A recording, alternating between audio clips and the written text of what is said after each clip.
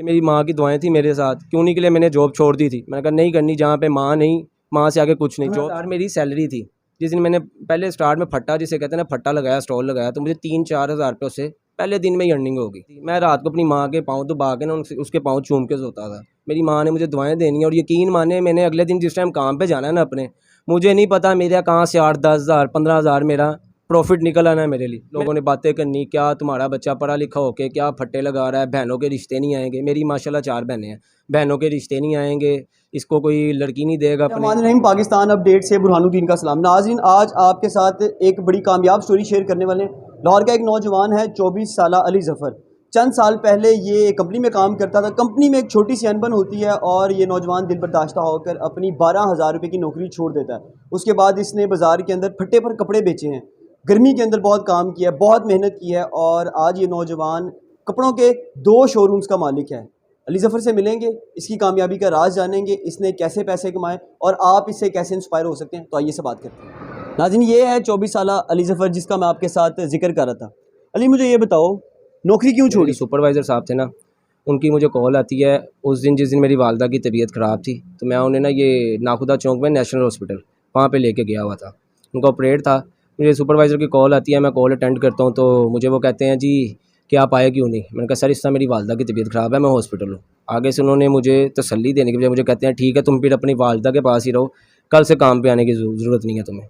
तो वो चीज़ ना बस मुझे एक बार अंदर से खा गई कि क्या बात हुई। मैंने उसी टाइम वहाँ पे उन्होंने कहा ठीक है सर, कल से मैं नहीं आता। वालदा का ट्रीटमेंट करवाया, उसके बाद क्या मामला था? वालदा के ट्रीटमेंट करवाने के बाद अब जॉब की ज़रूरत थी, ज़ाहिर सी बात है।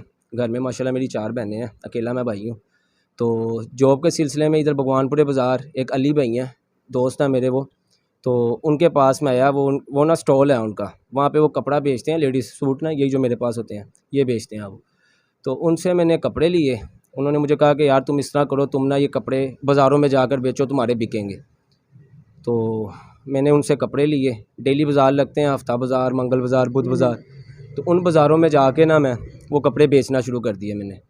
तो वो कपड़े इस तरह बेचते थे हम कि वहाँ पे सर पे कोई छाँव नहीं होती, कोई कुछ नहीं होता। घर से एक चादर लेके जाता था मैं, जो चादर मैंने अपने सर पे बांध लेनी, और वहाँ पे खड़े होकर आवाज़ें लगानी, आजे बाजी, आजे बहन, कपड़े बेच रहा हूँ मैं, ये कर रहा हूँ। तो लोगों ने इस तरह आना, कपड़े वगैरह लेके जाने।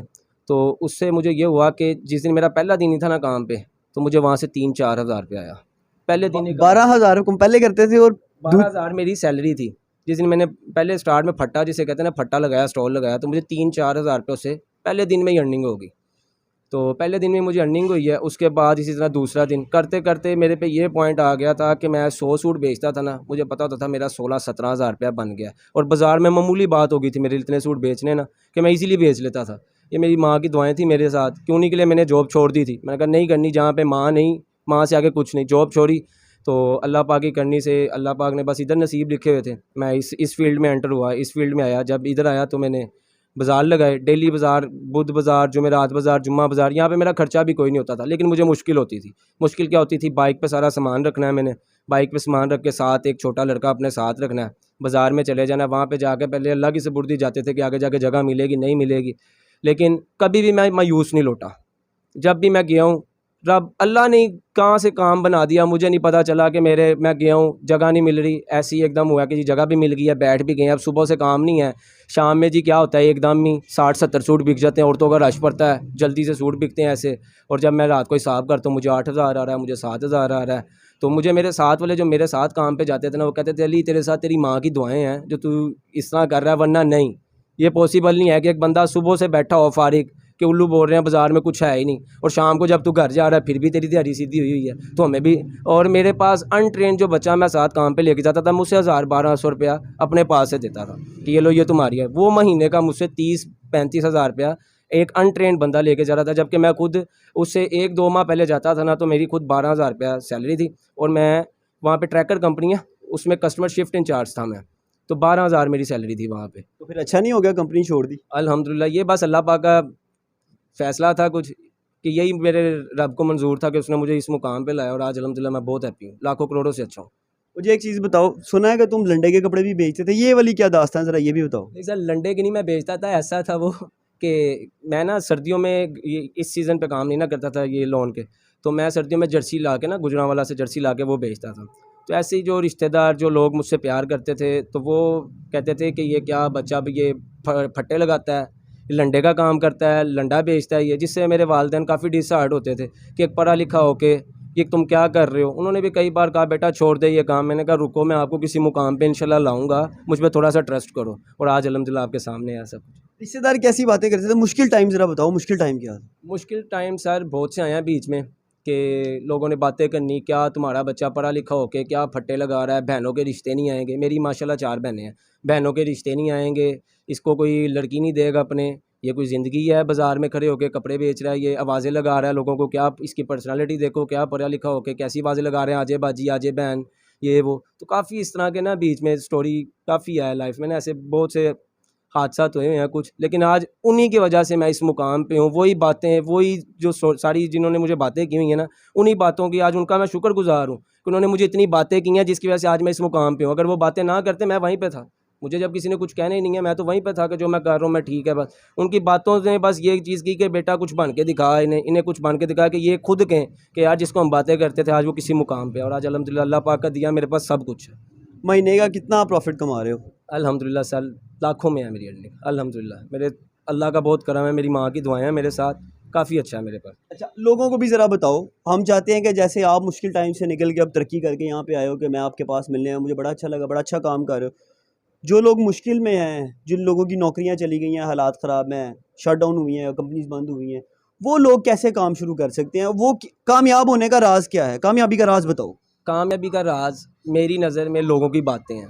जो लोग आपको बातें करते हैं ना कि तू ऐसा है, तू की करना है, तू की करेगा, वही बातें होती हैं इंसान के बनने की ना। मुझे लोगों ने बातें की हुई थी, मैं रात को अपनी माँ के पाँव दबा के ना उसके पाँव चूम के सोता था। मेरी माँ ने मुझे दुआएं देनी, और यकीन माने मैंने अगले दिन जिस टाइम काम पे जाना है ना अपने, मुझे नहीं पता मेरा कहाँ से 8-10 हज़ार 15 हज़ार मेरा प्रॉफिट निकल आना है मेरे लिए। मेरे पास तो कपड़े अपने ख़रीदने के पैसे नहीं होते थे, मैं किसी से माल लेके जाता था। और इसी तरह करते करते थोड़े ही अरसे में अल्लाह पाक ने मुझे फट्टा, जिसका मैं किसी के कपड़े लेके लगाता था मैंने अपने ख़रीद के लगाना शुरू कर दिया। फिर फट्टे से मैं दुकान पे आया, दुकान से आज अल्हम्दुलिल्लाह मैं ये इस घर में सारा आपके सामने है मेरा सेटअप। ज़बरदस्त। जो लोग बेरोज़गार हैं वो क्या करें? उनको भी कुछ काम का तरीका बताओ कि वो लोग क्या करें।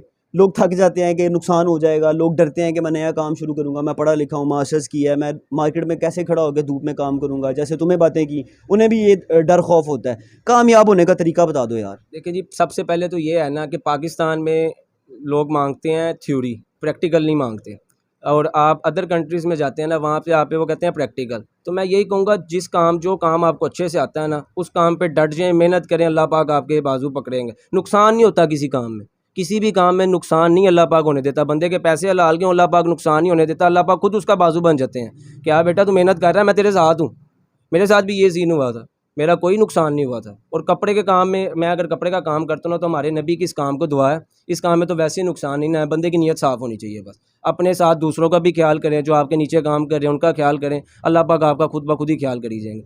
बस तरीका क्या है कि जी अगर आप एक काम करते हैं उस पर डट जाएँ, मेहनत करें, इंशाल्लाह कामयाबी आपके कदम चूमती है। मेरा मतलब यकीन है ये। मतलब आप कोई भी काम करना चाहते हैं, लोग जो हमें देख रहे हैं वो कोई भी काम करना चाहते हैं, उस काम को समझें, समझें, उसकी एजुकेशन लें, पढ़ें, देखें, सर्च आउट करें कि सस्ती चीज़ें कहाँ से मिलेंगी, अच्छी क्वालिटी की कहाँ से मिलेंगी, और उसमें कारोबार में दो नंबरी ना करें। मतलब जो बता के बेच रहे हैं वही हो। जो चीज़ आपके पास है उसे बता कर बेचें। अगर आपके पास ब्रांड है ना, ब्रांड को बता के बेचें। अगर आपके पास उसकी कॉपी है ना, बेशक उस पर स्टैम्प उसकी कॉपी बता के बेचेंगे, मेरे पास कॉपी है, ठीक है। उससे आपको फ़र्क कुछ नहीं पड़ जाना। जिसने लेना है ना उसने अपनी समझ से लेना, उसने आपसे लेना है। अगर आपके पास कॉपी है, जिसको कॉपी पसंद है उसने कॉपी लेनी है, जिसको ब्रांड पसंद है उसने ब्रांड लेना है। आप क्यों अपना झूठ बोल के रिस्क ख़राब करेंगे कि जी ये ब्रांड है, क्यों उस माल की तारीफ़ें इतनी करेंगे जब उसमें वो क्वालिटी ही नहीं है। जो क्वालिटी है वो सीरियसली तौर पर उन्हें बताएं तो इंशाल्लाह बिकता है, ऐसे भी बिकता है माल। बस आपको थोड़े से ट्रिक आने चाहिए बेचने के, ख़रीदने के। सबसे पहले होती है ख़रीदारी में जो प्रॉफिट होती है ना असल इंसान की, होती है ख़रीदारी पे। अच्छे से अच्छा सस्ते से सस्ता कपड़ा ढूंढना कि कहाँ से मिलेगा, किन घरों से मिलेगा। अब ये दुकानों से नहीं मिलते, हमें भी, हम भी अगर ख़रीदारी करते हैं हमें दुकानों से नहीं मिलते। घर बने होते हैं, घरों में जाते हैं हम लोगों के, वहाँ पर उनकी फैक्ट्रियाँ लगी हुई हैं, वहाँ से हम खुद जाके परचेज़ करके लाते हैं। तो असल ख़रीदारी में होती है ना। तो आपको जिस काम में जाना है उसमें फिर मेहनत करें, इतनी मेहनत करें कि आपको उसकी हर चीज़ का पता चल जाए कि कहाँ से आ रहा है, कहाँ पे जा रहा है, मैं क्या कर रहा हूँ इसमें। तो इंशाल्लाह अच्छे भले पैसे मिलेंगे आपको। अच्छा, आखिर में एक चीज़ बता दो, फट्टे से उठ के अब तुम काम क्या करते हो? काम क्या है वो बताओ। सर आज अल्हम्दुलिल्लाह मैं सुपर होलसेल का काम कर रहा हूँ, और मैंने लाखों तो नहीं, खैर सैकड़ों ऐसी औरतें हैं, ऐसे मर्द हैं जिन्हें मैंने काम करवाया, जो मुझसे आते हैं यहाँ पे, थोड़ी सी इन्वेस्टमेंट लेके आते हैं, उससे मैं उन्हें काम शुरू करवाता हूँ, स्टार्ट करवाता हूँ, जिससे वो अपना प्रॉफिट रख ही जाते हैं। मुझे मेरी रकम ला के देते हैं, मैं फिर उन्हें माल दे देता हूँ। जो उनका रुकता है मैं उनके पास रख लेता हूँ, अपने पास रख लेता हूँ, उन्हें दोबारा चेंज कर देता हूँ, यानी कि उनके सर्कल में लेके चलता हूँ। और वो लोग ऐसे काम कर रहे हैं। अभी मेरे पास अल्हम्दुलिल्लाह 2 शोरूम है ये मेरे, और अल्हम्दुलिल्लाह अल्लाह पाक का दिया सब कुछ है मेरे पास। ज़बरदस्त अली ज़फ़र, बहुत अच्छी कहानी थी। नाज़रीन, ये 24 बरस के अली ज़फ़र की गुफ्तगू आपने सुनी है। 2 शोरूम हैं इनके, ये कपड़े के, ये एक छोटी सी जगह है जहाँ पे मैं बैठा हूँ, इसके साथ भी एक रूम है जहाँ पर कपड़े ही कपड़े लगे हुए हैं, और इनकी उम्र बहुत कम है, ईमानदारी के साथ काम करते हैं। वालदा की मोहब्बत में, वालदा की खिदमत में इन्होंने अपनी नौकरी छोड़ी थी, और उसके बाद 12,000 की नौकरी से निकलकर आज ये अपना ज़ाती कारोबार कर रहे हैं, लाखों रुपए कमा रहे हैं और दूसरे लोगों का दस्ते बाजू बन रहे हैं। जो इनकी कामयाबी का राज ये है कि वालिदैन की इज़्ज़त करते हैं, वालदा की खिदमत करते हैं, ईमानदारी के साथ काम करते हैं। जो कारोबार के अंदर झोल हैं, झूठ नहीं बोलते, कम प्रॉफिट भी रख लेते हैं लेकिन 2 नंबरी नहीं करते, और यही इनकी कामयाबी का राज है। इनकी स्टोरी आपके साथ शेयर करने का मकसद यही था कि इस वक्त वो सोसाइटी के अंदर जो बेरोज़गारी है वो बहुत ज़्यादा बढ़ी हुई है, लोगों के पास काम नहीं है, पढ़े लिखे नौजवान हैं, हमारी बहनें हैं, वो नौकरियां नहीं कर पा रहे, उनके पास जॉब्स नहीं हैं। तो ये नौजवान आपके लिए मशले राह बन सकता है, बल्कि ये मशले राह है। आप इनकी बातें सुने, इनसे इंस्पायर हो, और जो टिप्स इन्होंने दी हैं उस पर अमल करें, यकीन जाने आप भी कामयाब हो सकते हैं। अपने मेज़बान बुरहानुद्दीन को इजाज़त दीजिए। अल्लाह ने के बाद।